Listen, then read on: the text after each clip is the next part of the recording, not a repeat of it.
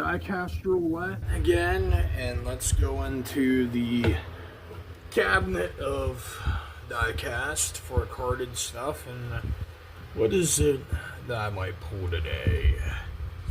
I know what most of this is here. I kind of really want to talk about this, but do I want to talk about this diecast roulette or separately? Probably separately. I'll save these two for Halloween. But I kind of see what most of the bottom is. Let's go right here, maybe. I want to go right here. Alright.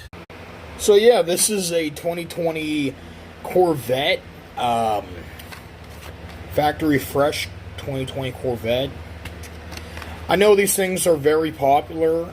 A lot of people like these a lot. And opening it up also, it's a nice 2020 Corvette. I'm not gonna shit on this saying, oh, it's completely god awful and everything. But for me personally, I'm not a huge fan of the 2020 Corvettes. I don't like that Chevy basically dropped the engine in the back and tried to make the Corvette look more like a hypercar. I'm not a fan of it. I'm already not a huge fan of hypercars either way. Because for me, the Corvette is more of a old school type thing. Not in the sense of just, oh, the 70s or the 50s or whatever.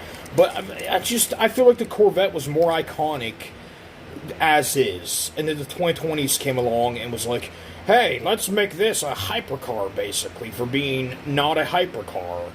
And, yeah, if I were to rank this from 1 to 10, I can't rank it that low, because this is a good figure. And I know there's this is a good mold. This is a good car.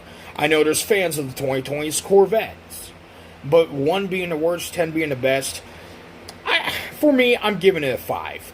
Just because I don't like the 2020 Corvettes. Maybe if I liked them, I'd give this about a 6. Maybe a 6.5, but this is a 5, because I just don't like the 2020 Corvettes. Good mold, but I'm not a fan. I'm not a fan of the 2020 Corvettes.